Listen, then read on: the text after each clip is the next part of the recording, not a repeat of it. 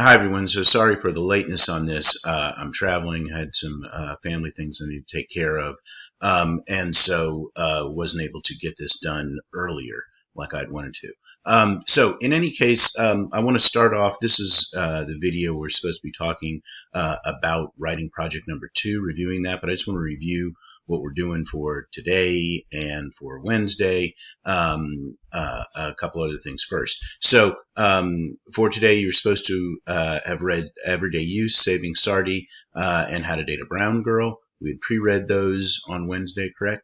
And then you're supposed to complete that preliminary analysis assignment, so go ahead and get that done. And then you've got a discussion board to complete. As an alternative assignment for today, you need to watch this video as an alternate assignment today.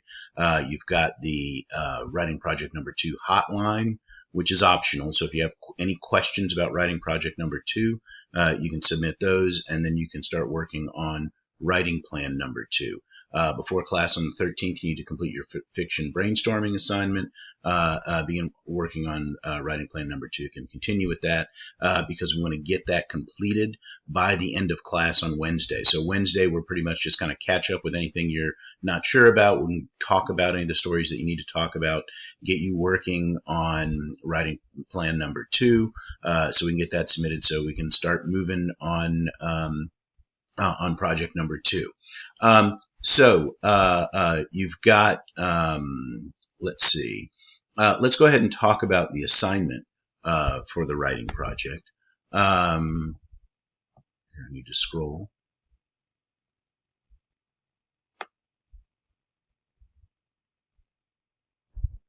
So the assignment for writing project number 2, I say here the stories Everyday Use, Saving Sardi, We Came All the Way from Cuba So You Could Dress Like This, and How to Date a Brown Girl, Black Girl, White Girl, or Happy, all have conflicts that arise from characters who believe that their culture and traditions are not being valued or respected by someone else. And so if you think about that, that's something we can clearly see happening in those stories, right?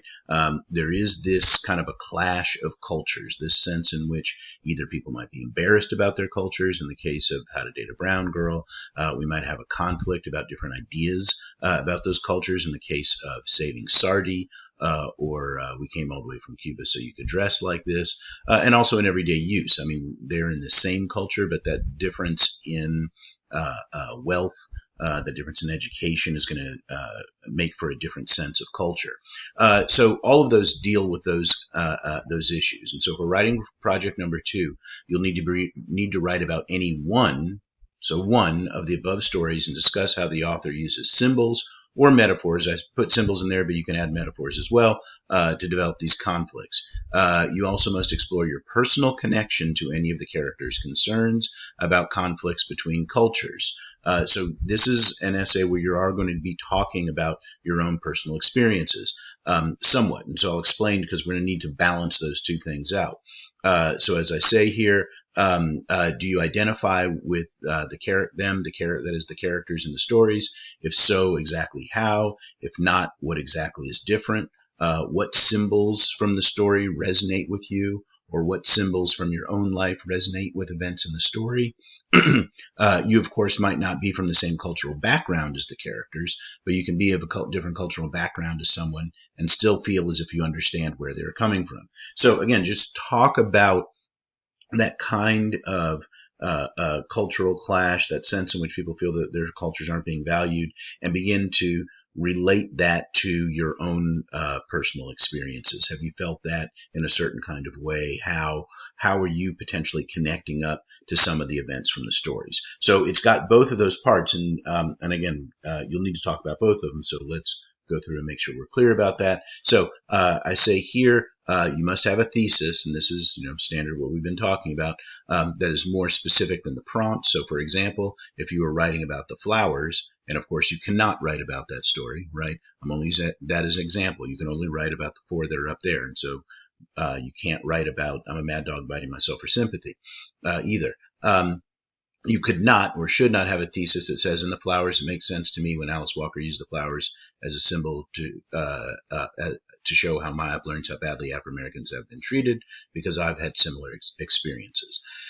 That makes a certain amount of sense, but it's fairly broad. I mean, it just says something like, in general, how badly African Americans have been treated. I said would not work as a thesis because it doesn't show a specific understanding of what happens in the story or makes a specific statement about your own life. And so it's just saying, in general, African Americans have been treated badly. Well, what does that mean? What's going on in the story?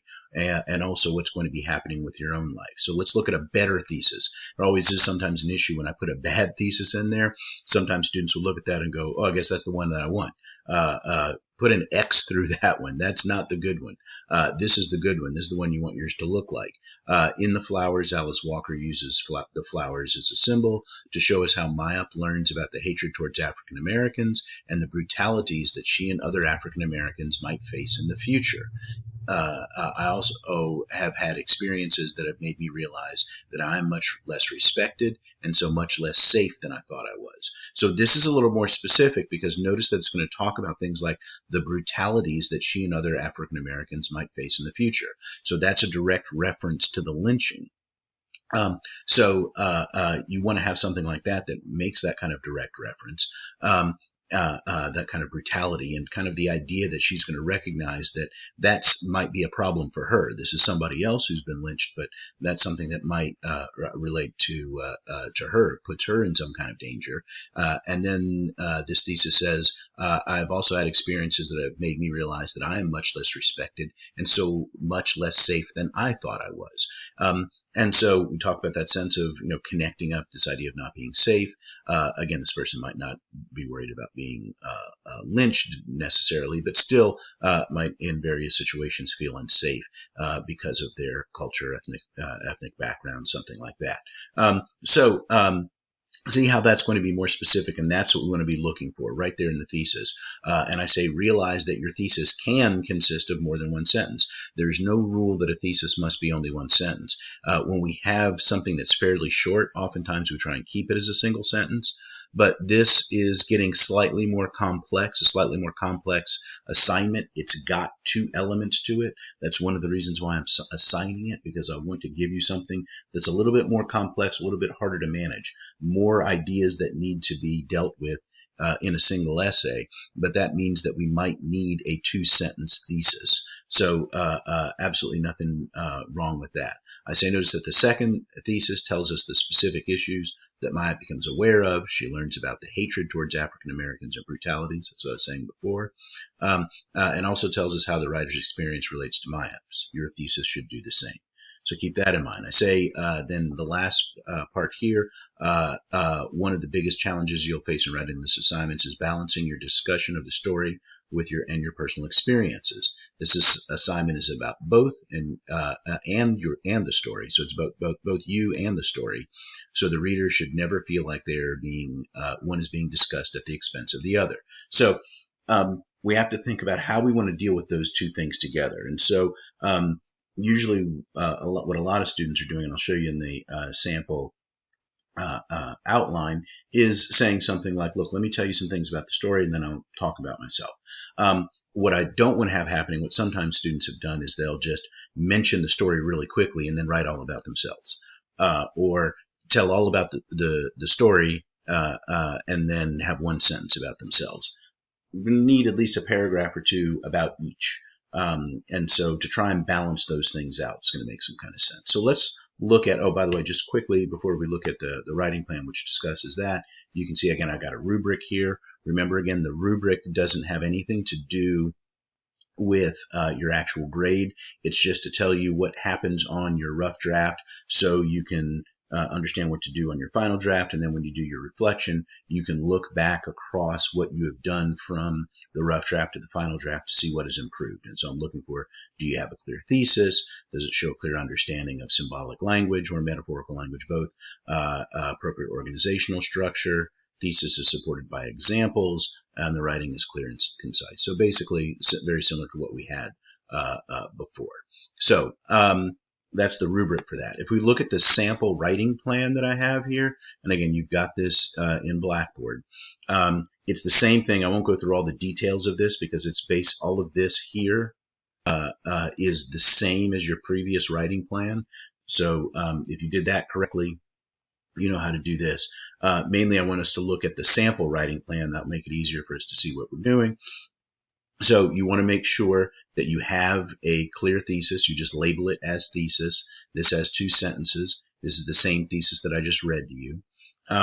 Then you're going to label body paragraph number 1 and tell us what that topic sentence is. Just 1 sentence for that topic sentence. I don't want any more than 1. And then have some specific quotes that you might use. And go through for however many body paragraphs you're going to have. That this one starts off. Notice I've highlighted symbol in each of these. One of the reasons I want to do that is because I want to recognize that oftentimes we need to use that word repeatedly. Again, I'll contend that a lot of times students have under the mistaken belief that they shouldn't repeat anything because teachers have told them before, don't be repetitive. And it's like, you need to repeat things sometimes, because if we're going to talk about symbols, we need to use the word symbol, right? And so we say she used the flowers as a symbol. And so in every paragraph, we would be saying, she used the flowers as a symbol for this. She used the flowers as a symbol for this. She used the flowers as a symbol for that. And so that word is going to be repeated throughout. I say here at the beginning of the story, Walker uses flowers as a symbol to show us that Maya feels innocent and carefree. And I've got some quotes related to that. I say later in the story, she uses the flowers as a symbol to show us that Maya is becoming less comfortable with her surroundings. I got some quotes about that because you can kind of see that. When she starts out in the story, everything is so happy and carefree. She's young, she's innocent, but as we go through, things start to get darker. And so I'm saying in here that we've got some quotes that show that she's getting less comfortable with her surroundings. By the end of the story, the flowers symbolize how Maya begins to see the world as dangerous. And I have some quotes about that when she's actually going to find the flowers around the body and the noose. And so after I've done that, then I've got a 4th paragraph here where I say, although I've never found the remains of a lynched man, I too have had experiences where I learned that I was not safe simply because of who I am. Remember, that goes back to the thesis. The thesis talked about how Walker wants to talk about this sense of not being safe, how Maya feels not safe, and then the writer here is saying, I've had a similar kind of experience. May not worried about being lynched, but there's a way in which I feel that I've not necessarily been safe. And it says, for my evidence examples, I didn't put the actual examples, but I say you don't have to have a quote down here. Simply tell your story. You could, however, have a quote from the story if one resonates with you. And so I think that makes some sense. We've got a paragraph dedicated to the person's personal experience. Depending upon how you do it, you might have a couple. Depending on how you do it, you might want to alternate your paragraphs. Here's one from the story, here's one from you, something like that. But this is an idea about something that could potentially make sense. And then you've got part 2 of the writing plan, which is the exact same thing as before, where you're going to talk about why you chose the story, how did you prepare to complete the assignment, what helped you most, what obstacles do you think you'll face, what do you plan to do if you get stuck, any other thoughts or concerns. So again, the exact same thing as before. So just keep all that in mind. If you have any questions, if we were in class, hopefully you would start raising your hands and asking some questions, and I would answer them. If you have any questions, please submit them to the project number 2 hotline. So you can just go as a discussion board. You can go in there, ask a question. I'll respond back as much as I can. I'll be on the computer most of the day today, and then I fly later on this evening. But for most of the day, I'll be on the computer, so I'll answer those back, and then make sure to check the discussion board. You'll be able to see all of the questions that anybody has asked, so that if you run across, if you have a question, you can look and say, oh, somebody's already asked that question. You don't need to ask it twice. So it's both a discussion board and a place where you can get information for yourself. So go ahead and complete all the other assignments that we have for today. Get those all completed by midnight tomorrow. Start working on your brainstorming assignment for Wednesday, and I will see you back in class on Wednesday.